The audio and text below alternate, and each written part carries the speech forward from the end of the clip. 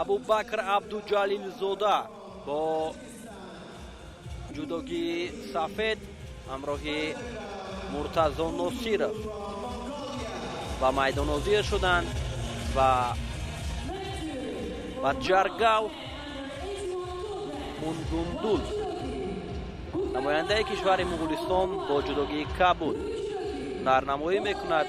абубакр абдуҷалилзода як тан аз чеҳраҳое аст ки дар оилаи ба қавле паҳлавонон ба воя расидааст. падараш абдуфайёз абдуҷалилзода ҳам солҳои қабл ҳунарнамоӣ мекард ва бародараш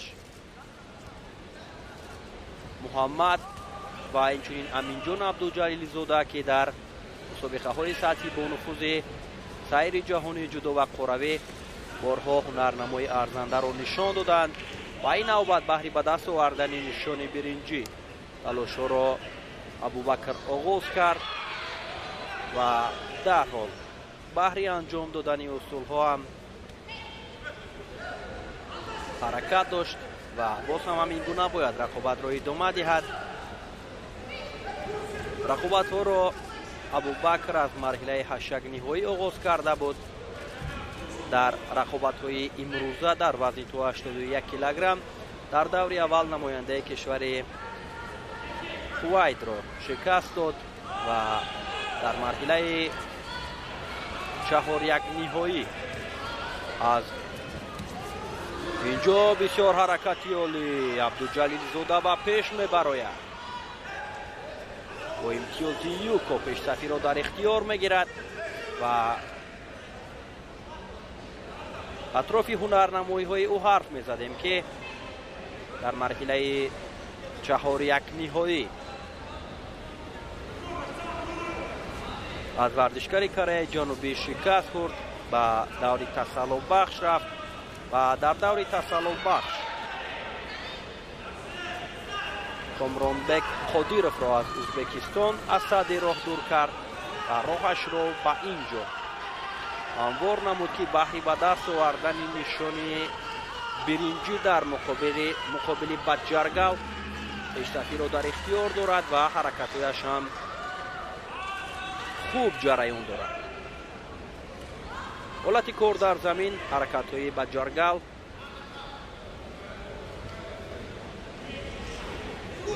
дар ҳолати партерӣ ҳаракат карда истодааст ки абубакр дар замин нигоҳ дорад ё ин ки тариқи лаб додани даст муваффақ шавад ки аз ӯ имтиёз ситонад, вале абубакрро мебояд ки дар чунин ҳолатҳо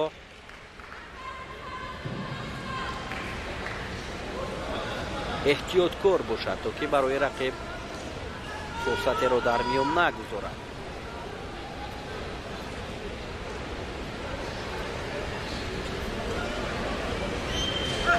боз ҳам наздик мешаванд.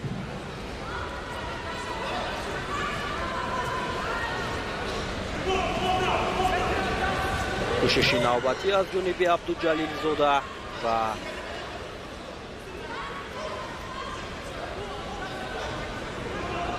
мунгундул ва ҷаргал.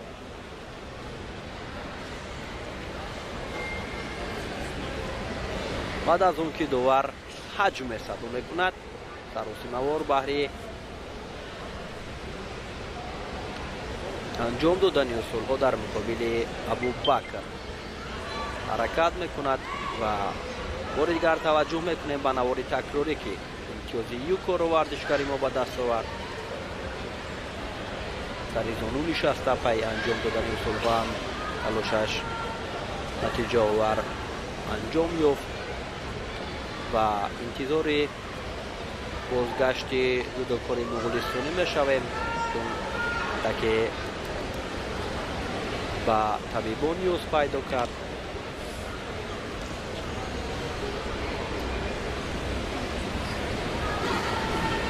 қабл аз ин мусобиқа абубакр абдуҷалилзода дар қаҳрамонии ҷаҳони наврасон ҳам иштирок кард, ҳарчанд натиҷаеро ба даст наовард, вале барояш иштирок дар чунин мусобиқаи бонуфуз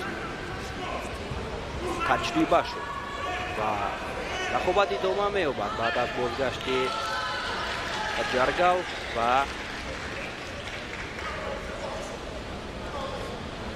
фишороварӣ ҳам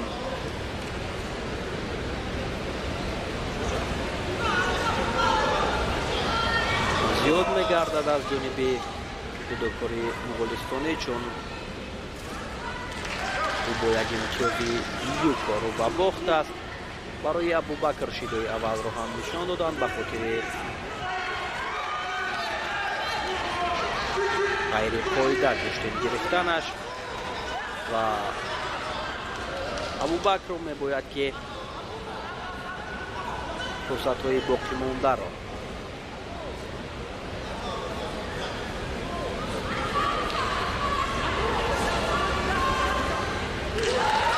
самаранок истифода барад, чунки инҷо шидои дуюм барояш нишон доданд ва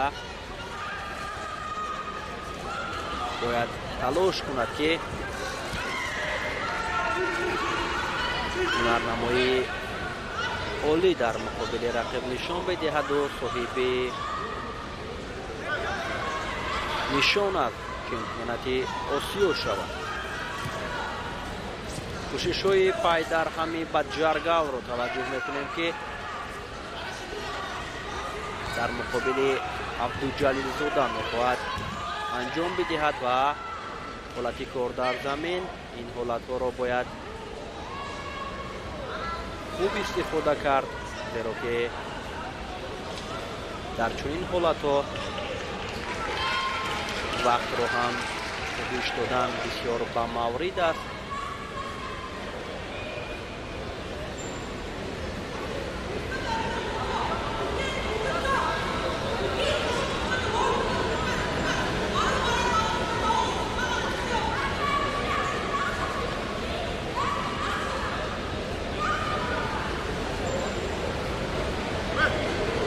рақобат идома меёбад.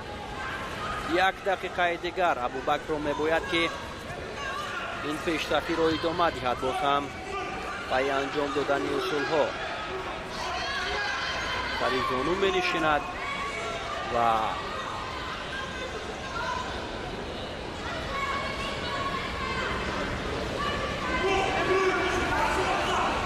навбати дигар кӯшиш мекунад.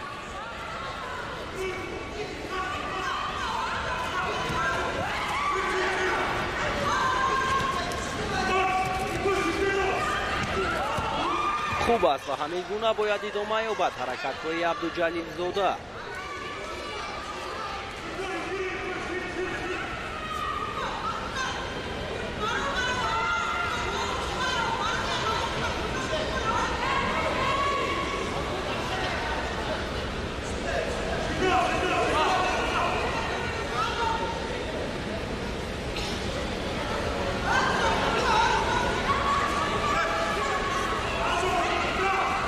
кӯшишҳои навбатӣ боз ҳам ҳаракат аз ҷониби ҷудокори муғулистонӣ аст ва бубинед ки чӣ гуна як ҳаракати хубе буд аз ҷониби Абубакр.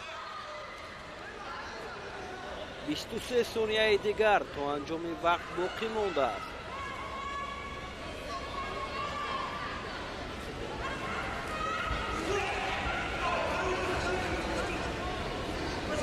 замфаъоли ҷудокори муғулистонӣ ба инобат гирифта мешавад, барояш шидо нишон доданд. кӯшиши навбатӣ аз ҷониби Абубакр Абдуҷалилзода, имтиёзи комили пон барои ҳаракати Абубакр дар ин ҷо нишон дода мешавад ва дар лаҳзаҳои поёнии вақт билохира Абубакр тавонист ки бо як ҳаракати олӣ рақибро душона замин биёраду нишони биринҷиро аз чемпионати осиё боли худ намояд.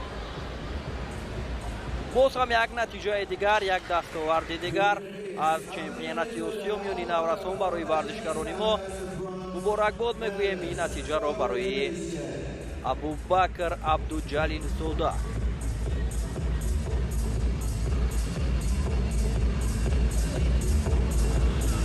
توجه میکنیم به نوارهای تکراری که چگونه مبارزه بردن در مقابل یکدیگر و عبدالجلیل زاده ابوبکر چگونه درخشید. در اول امتیاز یوکو را به دست آورد و در لحظه های پایانی وقت در این حالت امتیاز ایپون را هم مال خود کرد و برنده نشان برنجی چمپیونات آسیا شد.